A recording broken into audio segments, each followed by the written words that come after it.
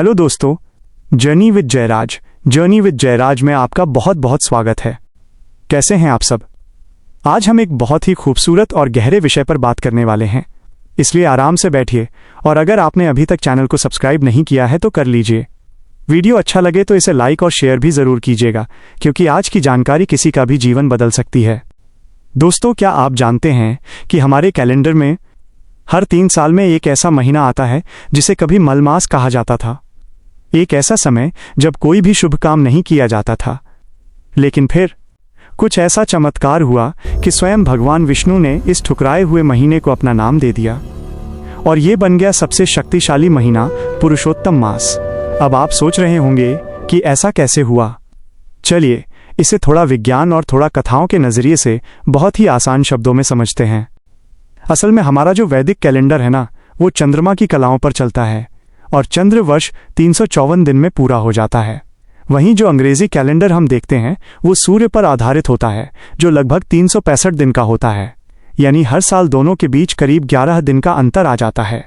अगर इस अंतर को ठीक ना किया जाए तो सोचिए, हमारे सारे त्योहारों का, ऋतुओं का समय ही बदल जाएगा। इसी को बैलेंस करने के लिए हमारे ऋषि मुनियों ने एक व्यवस्था बनाई। हर 3 साल में ये 11 दिन जुड़कर लगभग 33 दिन का एक पूरा महीना बन जाते हैं। इसे ही अधिक मास कहते हैं, क्योंकि इस महीने में सूर्य की कोई संक्रांति नहीं होती, ऊर्जा कम होती है, इसीलिए इसे मल मास भी कहा गया। पद्म पुराण में एक बहुत ही प्यारी कथा है। जब 12 महीनों को उनके देवता मिल गए तो ये 13वां महीना बिल्कुल अकेला रह गया। अशुद्ध माने जाने के कारण कोई भी देवता इसे अपनाने को तैयार नहीं था। ये बेचारा महीना बहुत दुखी होकर भगवान विष्णु की शरण में गया। भगवान विष्णु बहुत करुणामयी हैं। उन्होंने इसे अपना लिया और अपना नाम पुरुषोत्तम इसे दे दिया। उन्होंने वरदान दिया कि जो भी इस महीने में कोई आध्यात्मिक काम करेगा उसे अनंत गुना फल मिलेगा। और आपको पता है, 17 मई 2026 से रविवार के दिन यही पवित्र अधिक मास शुरू होने जा रहा है, जो 15 जून 2026 तक रहेगा। इसमें भी 31 मई को आने वाली पुरुषोत्तम पूर्णिमा सबसे शक्तिशाली दिन होगा। अब बात करते हैं कि इस महीने में हमें करना क्या है। शास्त्र कहते हैं कि इस महीने में शादी, गृह प्रवेश या मुंडन जैसे भौतिक काम नहीं किए जाते। इसके बजाय ये समय खुद को अंदर से शांत करने और अपनी आत्मा को चार्ज करने का है। इसमें मुख्य रूप से 4 कामों पर बहुत जोर दिया गया है। वो हैं दान, व्रत, जप और दीपदान। आइए एक एक करके इन्हें समझते हैं।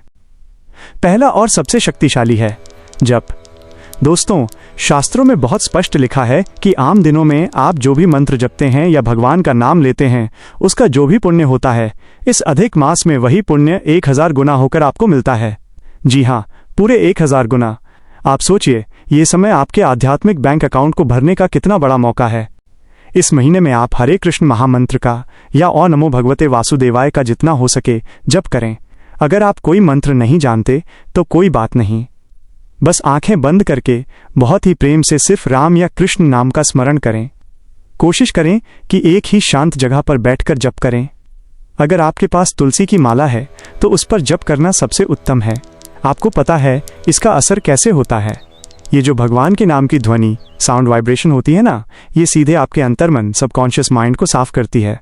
आपके आसपास की, आपके घर की सारी नेगेटिव एनर्जी को जड़ से खत्म कर देती है और आपके पिछले कई जन्मों के बुरे कर्मों को काट देती है।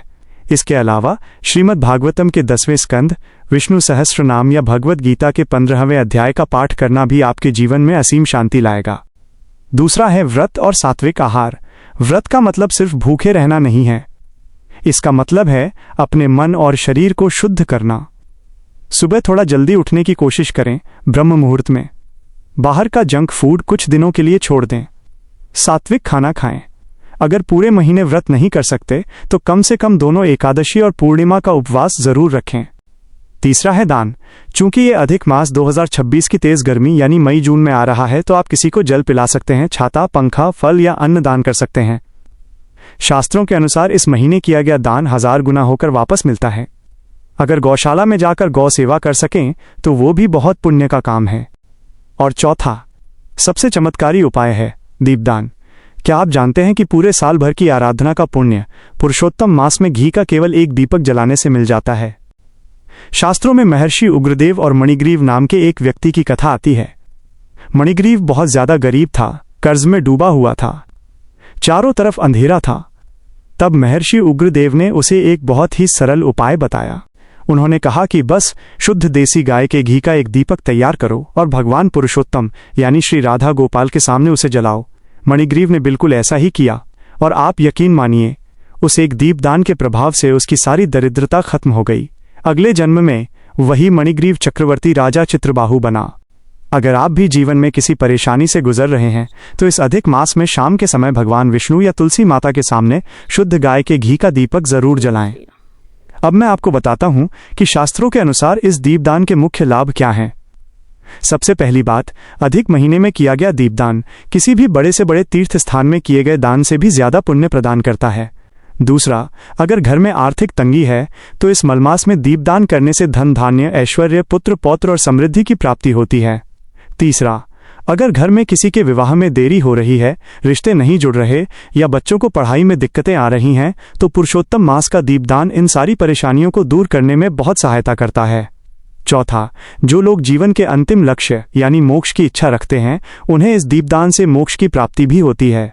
और सबसे बड़ी बात, जो व्यक्ति इस अधिक मास में पूरा महीना दीपदान करता है या फिर अखंड दीपदान करता है उसके पुण्यों की तो आप और हम कल्पना भी नहीं कर सकते।